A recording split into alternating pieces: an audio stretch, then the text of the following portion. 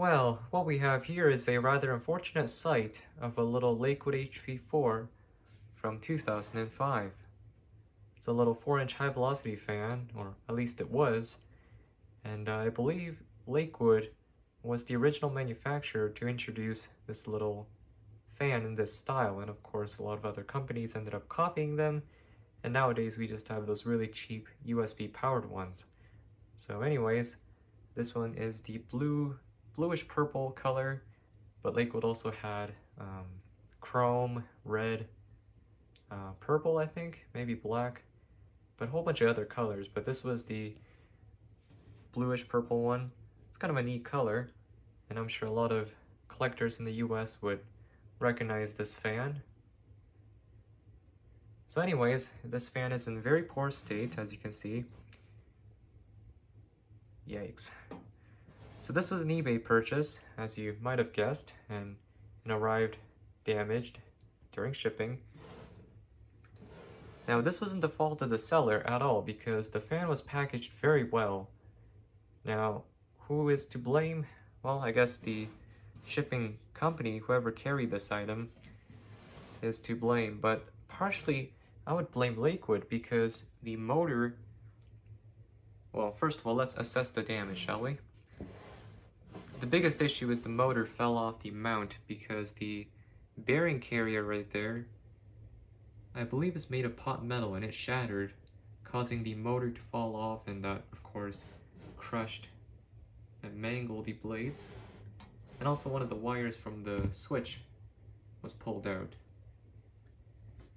So part of the blame is actually on Lakewood for putting pot metal bearing carriers, which are very fragile, and the entire rear bearing carrier is pretty much holding the weight of the motor and the blades. So even if it's packed well, it's just getting tossed around in shipping, it's going to get quite a bit of abuse.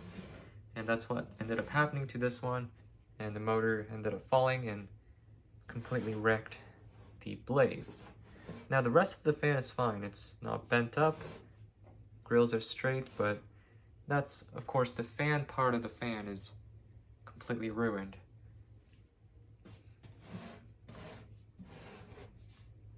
But also, there's something else I noticed. Check out the length of that screw.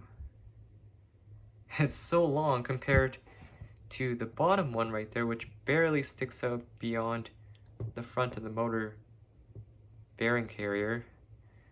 You can just barely see it there. So I'm wondering if somebody repaired this fan at one point and put the wrong screw in it. So if that's the case, someone has been inside this fan at one point, and perhaps that could have somehow weakened the metal if they were aggressive with it. So that's another theory I have. So the metal was, stressed or, weakened at some point somehow due to the repair, and that kind of contributed to the damage during shipping. But I'm not sure. Either way, the seller was kind enough to give me a complete refund, so no loss on my end. But unfortunately, this instance is not a very good one. There's a little sticker inside there. It's from September 2005. It's a little 1-speed fan. There probably would have been a little quality control sticker here, but that is not here with us at the moment. So my plan with this fan is to, well, I'm going to have to try to repair it.